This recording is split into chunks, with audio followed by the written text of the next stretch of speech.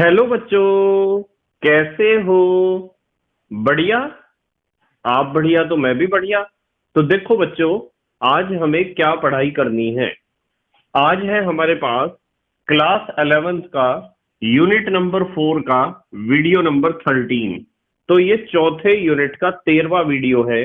और इससे पहले 12 वीडियो आपको प्ले लिस्ट में भी मिल जाएंगे, नीचे डिस्क्रिप्शन में भी मिल जाएंगे, और कुछ समय बाद आई बटन में भी लिंक आ जाएगा, जहां आप यूनिट नंबर 4 के सभी वीडियोस को देख सकते हो, समझ सकते हो, और अपने सुंदर से नोट्स भी बना सकते हो, जो एग्जाम में आपकी बहुत ज्यादा हेल्प करेंगे। इसी के साथ साथ आपको नीचे डिस्क्रिप्शन में पीडीएफ नोट्स का लिंक भी मिल जाएगा, और आप पीडीएफ नोट्स के लिए टेलीग्राम पर भी सर्च कर सकते हो, KMD सहारनपुर। तो देखते हैं आज का हमारा टारगेट क्या है। आज हमें पढ़ना है आबंध एंथैल्पी, जिसे हम आबंध ऊर्जा भी कहते हैं और डेल्टा एच से प्रदर्शित करते हैं। आबंध एंथैल्पी को हम कह सकते हैं बॉन्ड एंथैल्पी या फिर बॉन्ड एनर्जी। तो आबंध ऊर्जा कहो या बंध ऊर्जा कहो या बॉन्ड एनर्जी कहो, एक ही बात है। तो हमें समझना है कि आबंध एंथैल्पी या आबंध ऊर्जा क्या होती है। ध्यान से समझेंगे बिल्कुल। मान लो आपके पास कोई दो परमाणु है, गैसीय अवस्था में है, और उन परमाणुओं के बीच कोई विशेष प्रकार का बंध बन रहा है। मैं दोबारा रिपीट करता हूं, ध्यान से सुनो। किन्हीं दो गैसीय परमाणुओं के बीच या गैसीय अवस्था में किन्हीं दो परमाणुओं के बीच जो विशेष प्रकार का बंध बन रहा है, उस विशेष प्रकार के बंध के एक मोल को तोड़ने के लिए, यानी एक मोल बंधों को तोड़ने के लिए, यानी 6.022 गुना 10 की घात 23 बॉन्ड्स को तोड़ने के लिए, जो बॉन्ड एक ही तरह के हैं, तो उन एक मोल बॉन्ड्स को तोड़ने के लिए जो एक ही तरह के हैं, एक ही प्रकार के हैं, जितनी ऊर्जा की आवश्यकता होती है, उस ऊर्जा को हम कहते हैं आबंध ऊर्जा या बॉन्ड एनर्जी। तो हमने क्या समझा? हमने समझा है कि गैसीय अवस्था में, गैसीय अवस्था में दो परमाणुओं के बीच, गैसीय अवस्था में दो परमाणुओं के बीच किसी विशेष प्रकार के, किसी विशेष प्रकार के यानी एक ही तरह के, किसी विशेष प्रकार के एक मोल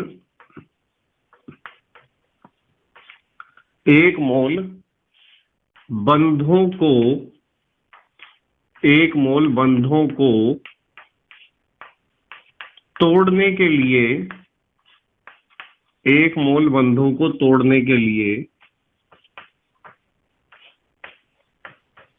जितनी ऊर्जा की आवश्यकता होती है, जितनी ऊर्जा की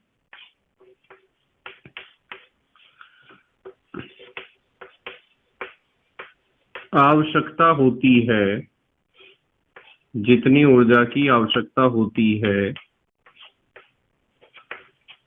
उसे उस बंध की, ठीक है, या ऐसे लिख लो, उसे उस विशेष बंध की या विशेष प्रकार के बंध की, ऐसे भी लिख सकते थे आप, विशेष बंध की बंध ऊर्जा, बंध ऊर्जा कहो या आबंध ऊर्जा कहो या आबंध एंथैल्पी कहो या बॉन्ड एनर्जी कहो, बंध ऊर्जा कहते हैं।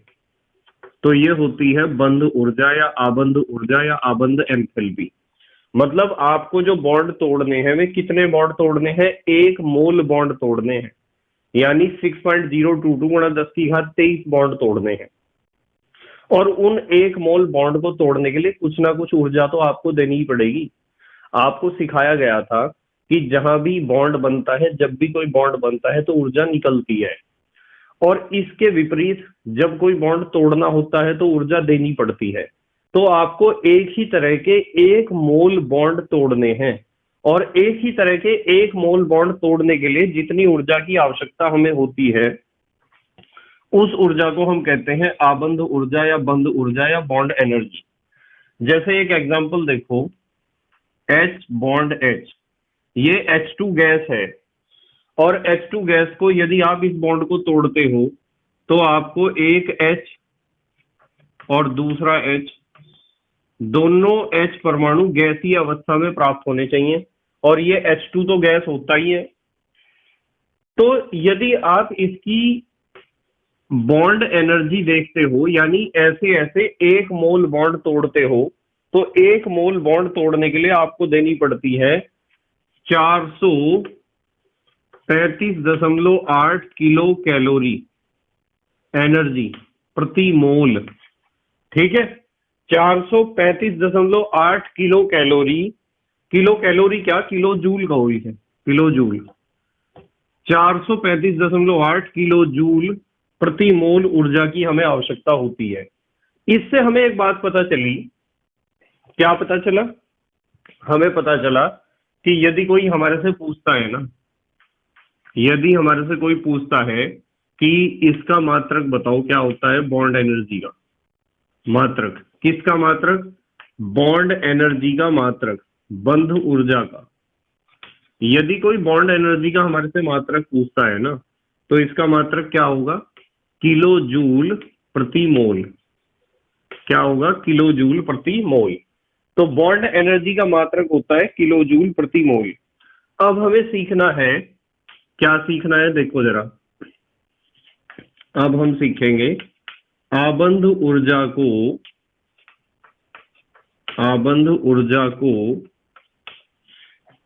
प्रभावित करने वाले कारक, आबंध ऊर्जा को प्रभावित करने वाले कारक या factors affecting bond energy. Bond energy को कौन कौन से फैक्टर अफेक्ट करते हैं उसके बारे में बात करेंगे हम, कि आबंध ऊर्जा को कौन कौन से कारक प्रभावित करते हैं। तो सबसे पहला कारक है आबंध की ध्रुवता। सारी बातें बिल्कुल ध्यान से समझते जाएंगे सब बच्चे। आबंध की ध्रुवता, आबंध की ध्रुवता का मतलब पोलैरिटी ऑफ बॉन्ड, जो बॉन्ड है उसमें कितनी ध्रुवता है, कितनी पोलैरिटी है। ध्रुवता का मतलब तो समझते हो आप कि उस बॉन्ड के सिरों पर कितना ज्यादा धनावेश और ऋणावेश है। देखो इस चीज को यदि आप इंग्लिश में कहते हो तो इंग्लिश में इसे कहते हैं पोलैरिटी, पोलैरिटी ऑफ बॉन्ड, आबंध की ध्रुवता या पोलैरिटी ऑफ बॉन्ड। तो मान लो आपके पास कोई भी बंध है और उसकी आपको आबंध ऊर्जा देखनी है। क्या देखनी है, आबंध ऊर्जा। तो आबंध ऊर्जा की खासियत यह है कि आबंध ऊर्जा आबंध की ध्रुवता के अनुक्रमानुपाती होती है। आबंध ऊर्जा आबंध की ध्रुवता के अनुक्रमानुपाती होती है, यानी बॉन्ड जितना ज्यादा ध्रुवीय होगा, जितना पोलर होगा, उस बॉन्ड का बॉन्ड एनर्जी उतना ही ज्यादा होगा।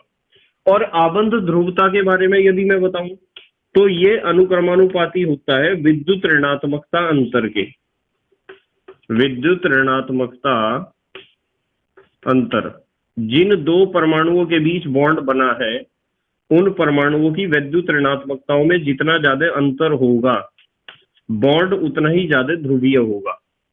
मतलब परमाणु है, जैसे आपको मैं कहूं H और Cl के बीच बॉन्ड बना है HCl, तो यहां H और Cl की विद्युत ऋणात्मकताओं का अंतर जितना ज्यादा होगा वो बंध उतना ही ज्यादा क्या होगा, ध्रुवीय।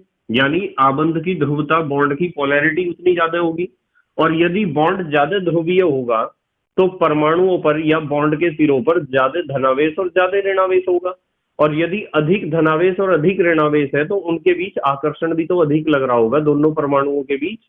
और यदि आकर्षण ज्यादा लग रहा होगा तो बॉन्ड ज्यादा मजबूत होगा या नहीं होगा, बॉन्ड मजबूत होगा। और यदि बॉन्ड मजबूत होगा तो उसे तोड़ने के लिए ज्यादा ऊर्जा देनी पड़ेगी। इसीलिए तो हमने लिखा है कि आबंध ऊर्जा अनुक्रमानुपाती होती है आबंध की ध्रुवता के।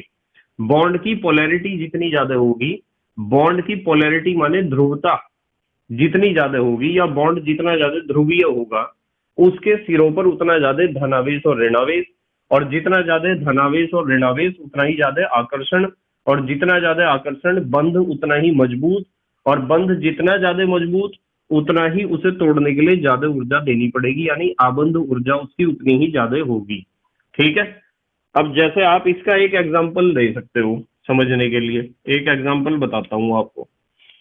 यदि आप हेलोजन एसिड्स को देखते हो ना, हेलोजन एसिड HX, यदि इनकी आबंध ऊर्जा कहो या बॉन्ड एनर्जी कहो, तो इनका बॉन्ड एनर्जी का क्रम यदि आप देखोगे ना, इनका क्या सीक्वेंस है, क्या सीरियल है बॉन्ड एनर्जी का, तो आपको पता चलेगा कि सबसे ज्यादा बॉन्ड एनर्जी HF की होती है, क्योंकि HF में इलेक्ट्रोनेगेटिविटी डिफरेंस बहुत ज्यादा है, विद्युत ऋणात्मकताओं का अंतर ज्यादा है। इसकी विद्युत ऋणात्मकता और फ्लोरीन की विद्युत ऋणात्मकता में बहुत ज्यादा अंतर है। Fluorine is the most electronegative element of the periodic table. Fluorine तो आवर्त सारणी का सबसे ज्यादा विद्युत ऋणात्मक तत्व है। इससे कम बंध ऊर्जा होगी HCl की, इससे कम बंध ऊर्जा होगी HBr की, और सबसे कम बंध ऊर्जा होगी HI की। तो बॉन्ड एनर्जी सबसे कम उसकी है। सबसे कम HI की इसलिए है क्योंकि आयोडीन का इलेक्ट्रोनेगेटिविटी अर्थात विद्युत ऋणात्मकता बहुत कम है, और इसका विद्युत ऋणात्मकता कम है और इसका बहुत ज्यादा है, तो यहाँ इलेक्ट्रोनेगेटिविटी डिफरेंस बहुत ज्यादा है, विद्युत ऋणात्मकताओं का अंतर बहुत ज्यादा है, और यहाँ विद्युत ऋणात्मकताओं का अंतर है कम। और यदि विद्युत ऋणात्मकताओं का अंतर कम है, विद्युत ऋणात्मकता अंतर कम है, तो आबंध की ध्रुवता भी कम होगी। ये जो बॉन्ड बन रहा है इसकी पोलैरिटी कम होगी, और ध्रुवता कम होगी तो इधर कम धनावेश और कम ऋणावेश होगा, और यदि कम धनावेश और कम ऋणावेश है तो इन दोनों के बीच आकर्षण बल कम लगेगा, और आकर्षण बल कम लगेगा तो बॉन्ड कमजोर होगा, और बॉन्ड कमजोर होगा तो इसे तोड़ने के लिए कम ऊर्जा की आवश्यकता पड़ेगी। तो हम कहेंगे कि इसकी बॉन्ड एनर्जी सबसे कम है, और यहाँ इलेक्ट्रोनेगेटिविटी डिफरेंस सबसे ज्यादा है, तो ज्यादा ऋणावेश और ज्यादा धनावेश डेवलप होंगे। ज्यादा आवेश होंगे तो आकर्षण ज्यादा होगा, और आकर्षण ज्यादा होगा तो बॉन्ड ज्यादा मजबूत होगा, और बॉन्ड ज्यादा मजबूत होगा तो इस बॉन्ड को तोड़ने के लिए ज्यादा ऊर्जा की आवश्यकता पड़ेगी। इसे तोड़ने के लिए यदि हम इनके वैल्यू देखते हैं तो 565 किलोजूल प्रति मोल ऊर्जा की आवश्यकता होती है, और इसे तोड़ने के लिए आवश्यकता होती है 431 किलोजूल प्रति मोल की। यह वैल्यू आपको याद करने की जरूरत नहीं है। और इसे तोड़ने के लिए लगभग 364 किलोजूल प्रति मोल एनर्जी की आवश्यकता होती है, यानी 1 मोल बॉन्ड तोड़ने के लिए। और इस बॉन्ड को तोड़ने के लिए 297 किलोजूल प्रति मोल, ये जितनी वैल्यूज हमने लिखी है ये बॉन्ड एनर्जी की लिखी है और किलो जूल प्रति मोल में लिखी है। इन वैल्यूज को याद करने की कोई आवश्यकता नहीं है, सिर्फ समझाने के लिए वैल्यूज यहाँ लिखी गई हैं, जिससे आपको पता चल जाए। देखो 565 किलो जूल प्रति मोल और 297 किलो जूल प्रति मोल है ना डिफरेंस। क्यों है डिफरेंस? क्योंकि यहाँ जो बॉन्ड है वो ज्यादा ध्रुवीय है और ये बॉन्ड कम ध्रुवीय है। क्यों है ये ज्यादा ध्रुवीय? क्योंकि इलेक्ट्रोनेगेटिविटी डिफरेंस यहाँ ज्यादा है और यहाँ इलेक्ट्रोनेगेटिविटी डिफरेंस क्या है? कम है। ठीक है, अच्छा चलो ये तो हो गया हमारे पास, क्या हुआ? आबंध की ध्रुवता। अब हम बात करेंगे नंबर 2 का। नंबर 2 दूसरा फैक्टर देखते हैं क्या है। दूसरा फैक्टर है परमाणुओं का आकार। परमाणुओं का आकार। परमाणुओं का आकार। परमाणुओं का आकार यदि बड़ा होगा तो पक्की बात है कि बॉन्ड की लंबाई भी ज्यादा होगी, होगी ना ज्यादा। परमाणुओं का आकार यदि बड़ा होगा तो जो बॉन्ड बनेगा उन परमाणुओं के बीच वो बॉन्ड का लेंथ ज्यादा होगा, और यदि बॉन्ड का लेंथ ज्यादा होगा तो दोनों परमाणुओं के बीच आकर्षण बल कम लगेगा। यानी बॉन्ड कमजोर होगा। ये बात तो आपको सिखा रखी है, जिस बॉन्ड की लंबाई जितनी ज्यादा होती है ना, वो बॉन्ड उतना कमजोर होता है।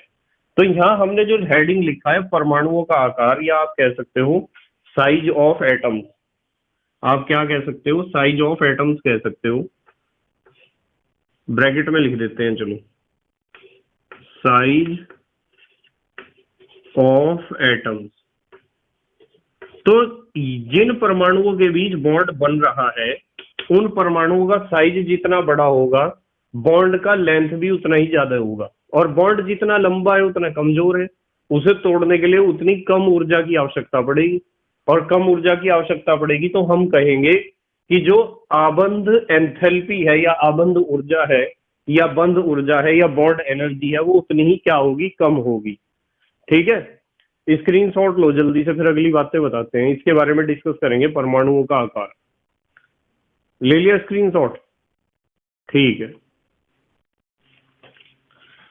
ये जो आबंध ऊर्जा होती है ना, आबंध ऊर्जा यानी बॉन्ड एनर्जी, ये आबंध ऊर्जा व्युत्क्रमानुपाती होती है। व्युत्क्रमानुपाती का मतलब एक दूसरे के दुश्मन होना। व्युत्क्रमानुपाती होती है आबंध लंबाई के, आबंध लंबाई, बॉन्ड लेंथ जिसे आप कहते हो। यानी कि बॉन्ड लेंथ जितना ज्यादा होगा, बॉन्ड की लंबाई जितनी ज्यादा होगी, उसका बॉन्ड का आबंध ऊर्जा उतना ही क्या होगा, कम होगा। ठीक है, या फिर आप इसे ऐसे भी कह सकते हो, 1/, परमाणु आकार। हमारा हेडिंग परमाणु आकार था ना, मतलब ये दोनों बातें मैंने क्यों लिखी हैं, देखो, परमाणु का साइज जितना बड़ा होगा, जुड़ने वाले परमाणुओं का साइज जितना बड़ा होगा, आकार जितना बड़ा होगा, उनके बीच बनने वाले आबंध की आबंध लंबाई उतनी ज्यादा होगी, और आबंध लंबाई ज्यादा होगी तो आबंध ऊर्जा क्या होगी, कम। बॉन्ड ज्यादा लंबे होंगे तो कमजोर होंगे।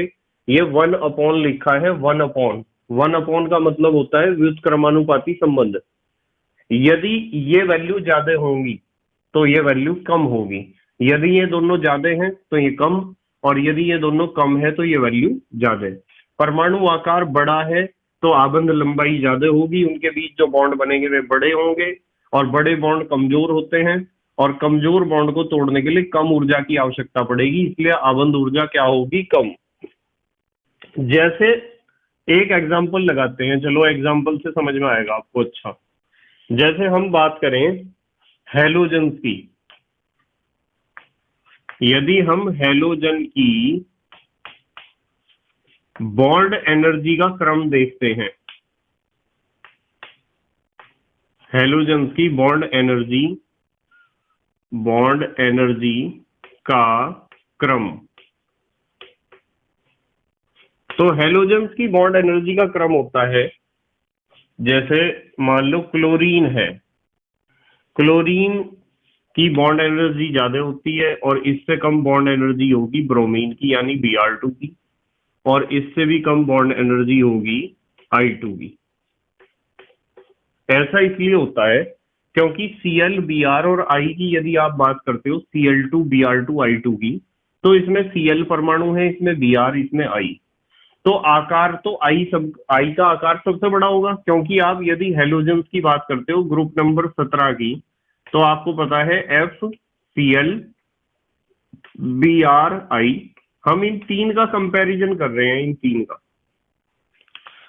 तो इसका साइज सबसे छोटा, फिर बड़ा, फिर बड़ा।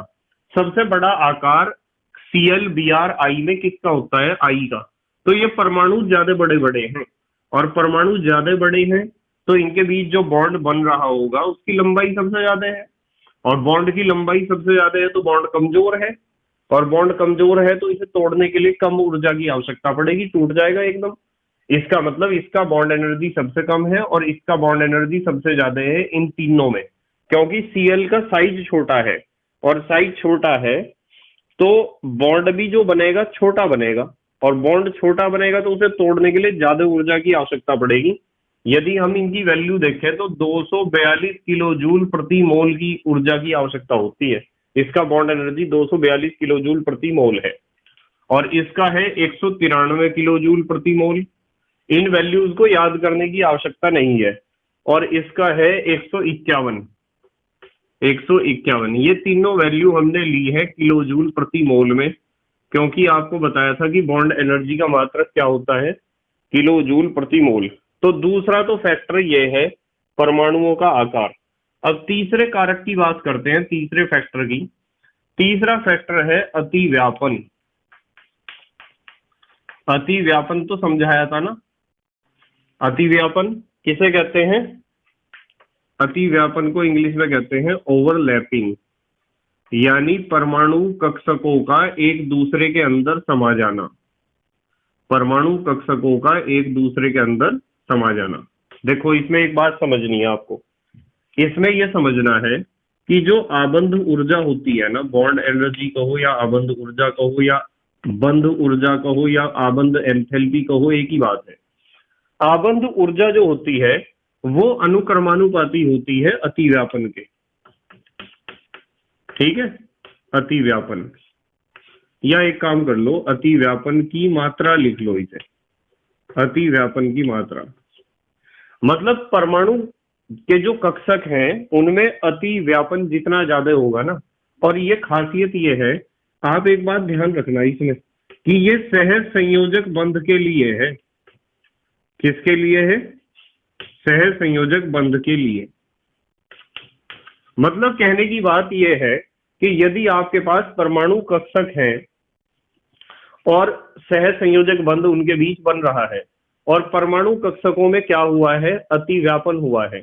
एक परमाणु ये है और एक परमाणु ये है, दोनों के बीच अतिव्यापन होता है सहज संयोजक बंध बनने के लिए।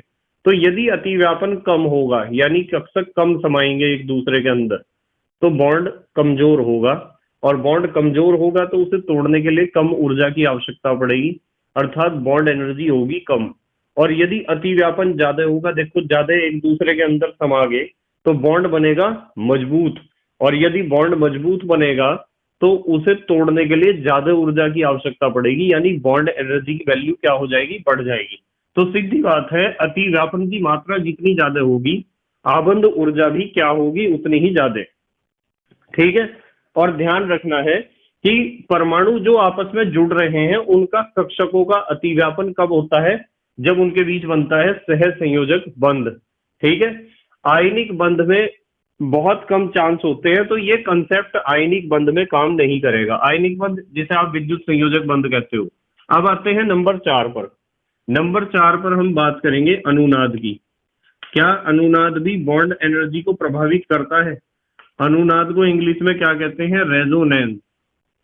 क्या कहते हैं? रेजोनेंस। हाँ, अनुनाद भी बॉन्ड एनर्जी को प्रभावित करता है। कैसे करता है? देखो अभी बताता हूं आपको। ये जो आपकी किसी बॉन्ड की जो बॉन्ड एनर्जी होती है ना, यानी आबंध ऊर्जा, ये आबंध ऊर्जा अनुक्रमानुपाती होती है स्थायित्व के, कि वो बॉन्ड कितना ज्यादा स्थायी है, स्टेबल कितना है। और स्थायित्व अनुक्रमानुपाती होता है अनुनाद के। किसके? अनुनाद के, रेजोनेंस के।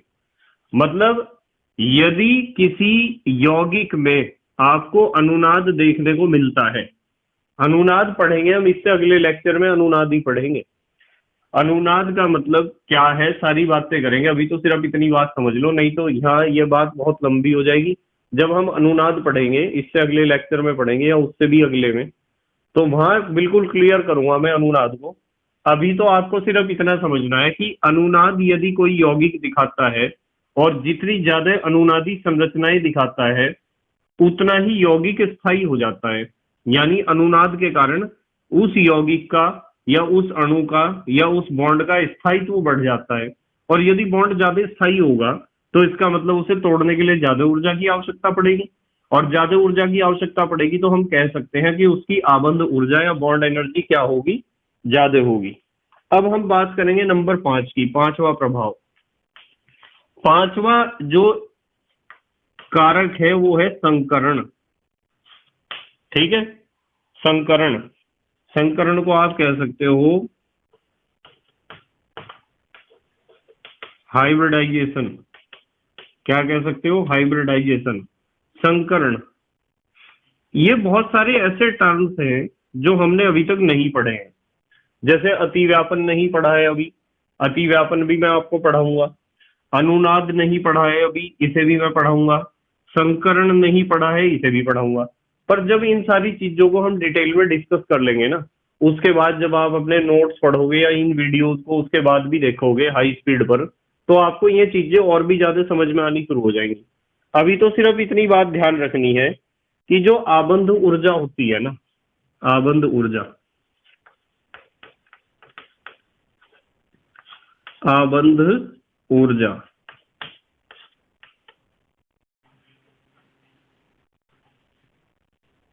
आबंध ऊर्जा वो अनुक्रमानुपाती होती है एस करेक्टर के। किसके?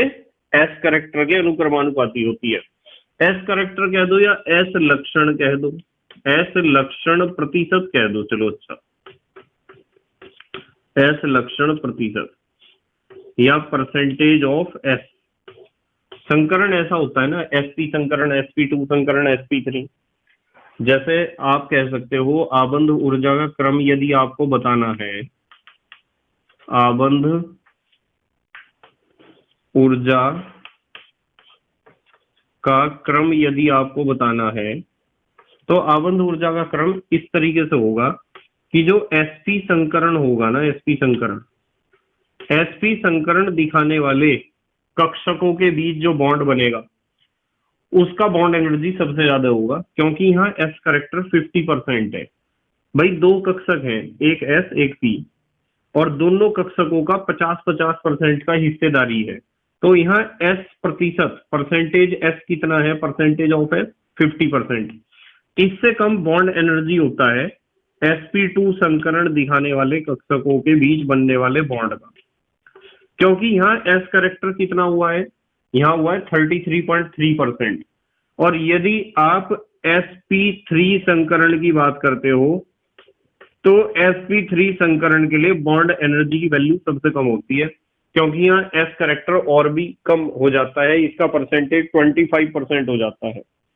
ठीक है, अब हम बात करेंगे नंबर 6 पर, छठे नंबर पर बात कर लेते हैं आबंधों की बहुलता के बारे में। आबंधों की बहुलता, बहुलता का मतलब मल्टीप्लिसिटी। इसका मतलब है कि एक जगह एक बॉन्ड बना है या दो बॉन्ड बने हैं या तीन बॉन्ड बने हैं, इसे आप कह सकते हो मल्टीप्लिसिटी ऑफ बॉन्ड्स। मतलब एक ही जगह कितने बॉन्ड बने हैं, क्या वहां कोई सिंगल बॉन्ड है या डबल बॉन्ड है या ट्रिपल बॉन्ड है, ये मतलब होता है बहुलता का या मल्टीप्लिसिटी का। तो इस चीज को तो आप समझ जाओगे बड़ी आसानी से। आपको पता है कि यदि हम इस चीज को देखते हुए आबंध ऊर्जा का क्रम बताते हैं, आबंध ऊर्जा का क्रम, तो आपको पता है कि यदि कहीं कार्बन कार्बन के बीच सिंगल बॉन्ड बनेगा तो ये कमजोर होगा। कमजोर क्यों होगा? क्योंकि एक एक कक्षकों का अतिव्यापन हो रहा है, अतिव्यापन की मात्रा कम है। अतिव्यापन की मात्रा कम है तो बॉन्ड कमजोर है, कमजोर है तो तोड़ने के लिए कम ऊर्जा की आवश्यकता पड़ेगी। इसका मतलब सिंगल बॉन्ड का बॉन्ड एनर्जी होता है कम। इससे ज्यादा बॉन्ड एनर्जी होगा डबल बॉन्ड का।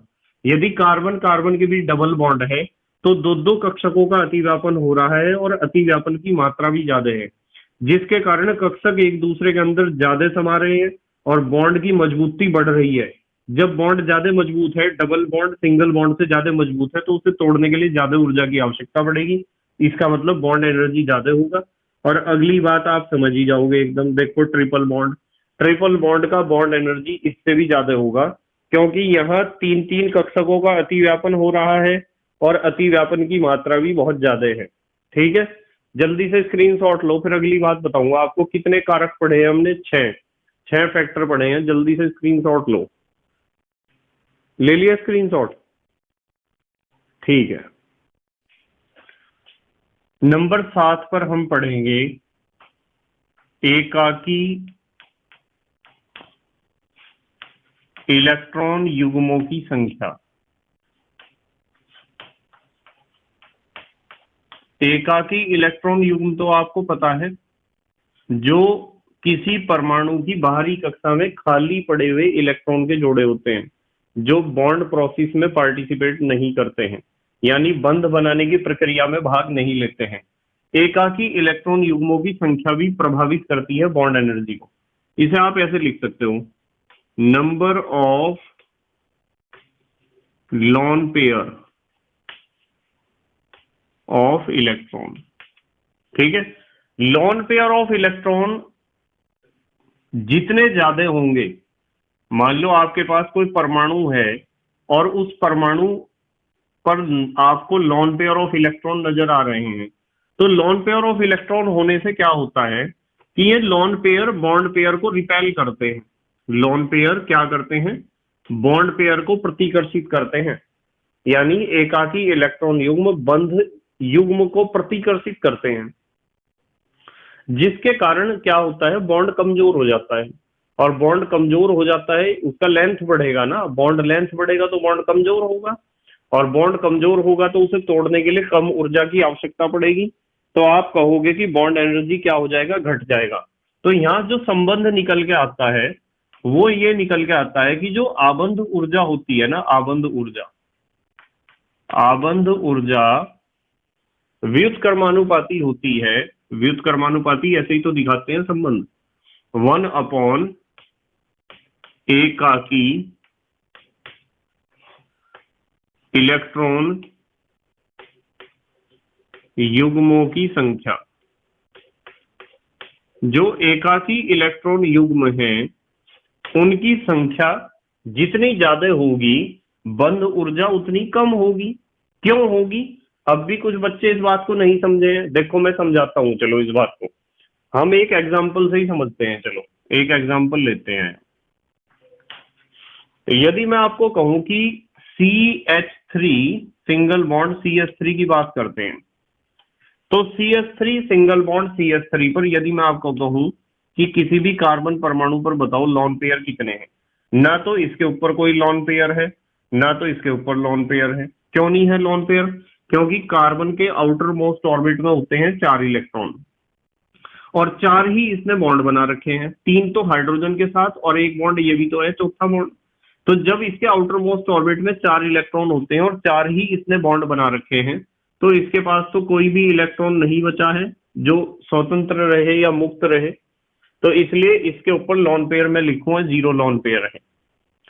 और यदि मैं आपको कहूं कि चलो N2 की बात करते हैं, N ट्रिपल बॉन्ड N, तो नाइट्रोजन के आउटर मोस्ट ऑर्बिट में होते हैं कितने इलेक्ट्रॉन? 5।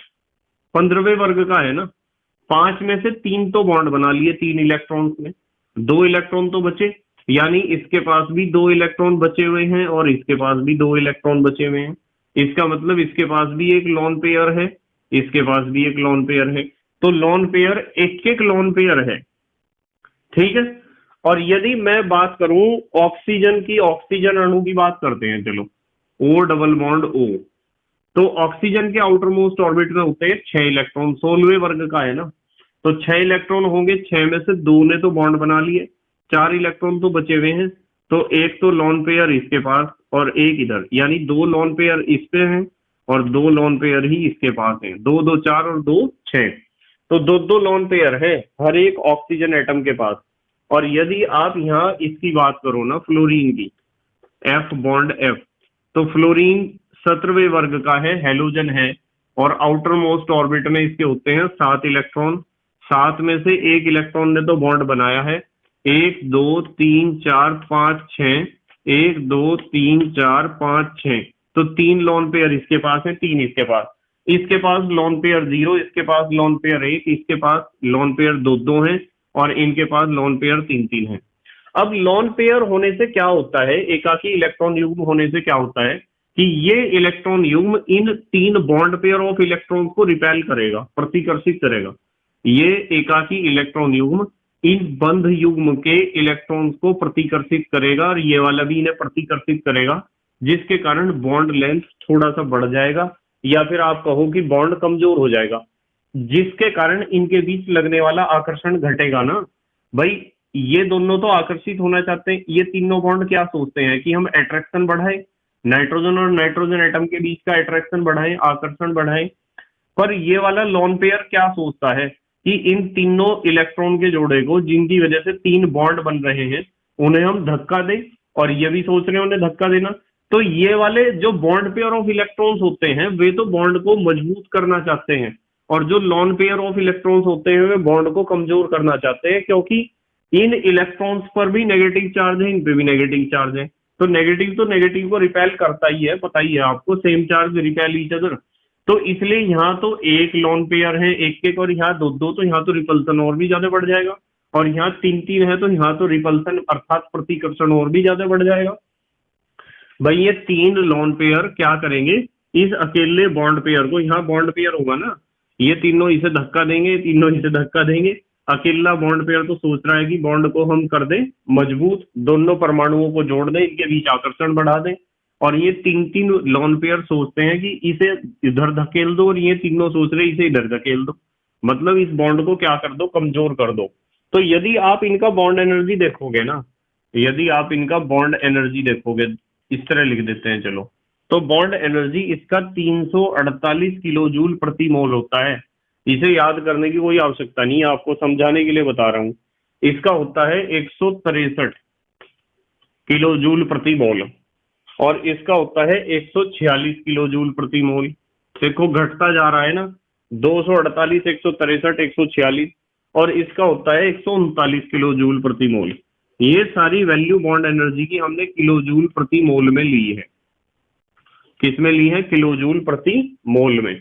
तो आपको ध्यान रखना है कि जो परमाणु है जिनके बीच बॉन्ड बन रहा है, उनके पास जितने ज्यादा लोन पेयर होंगे, एकाकी इलेक्ट्रॉन युग्मों की संख्या यदि ज्यादा होगी तो बॉन्ड एनर्जी घट जाएगी।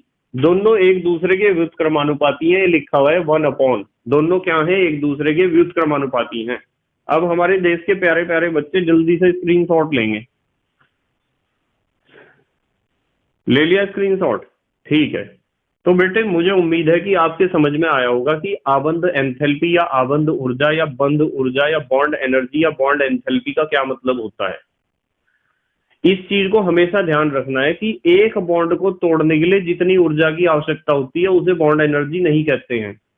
एक ही तरह के एक मोल बॉन्ड को तोड़ने के लिए जितनी ऊर्जा की आवश्यकता होती है, इसलिए हमने यहां लिखा है किलो जूल प्रति मोल। एक बॉन्ड नहीं तोड़ना है, ऐसे ऐसे एक मोल बॉन्ड तोड़ने हैं, ठीक है बस। और हमने इसके साथ साथ पढ़ा है कि जो आबंध एनर्जी है या आबंध ऊर्जा है उसे प्रभावित करने वाले कारक कौन कौन से हैं। कितने कारक हमने पढ़े हैं? 7 फैक्टर्स पढ़े हैं, और 7 फैक्टर का मतलब 7 क्वेश्चन है, 7 वेरी शॉर्ट क्वेश्चन। आप हमेशा हर एक पॉइंट को एक क्वेश्चन मान के चला करो यदि आपको सफलता प्राप्त करनी है केमिस्ट्री में, ठीक है। तो मेहनत और ईमानदारी से अपनी पढ़ाई करते रहो, हैंड रिटन नोट्स बनाते रहो, and thank you very much for watching this video. Okay, bye.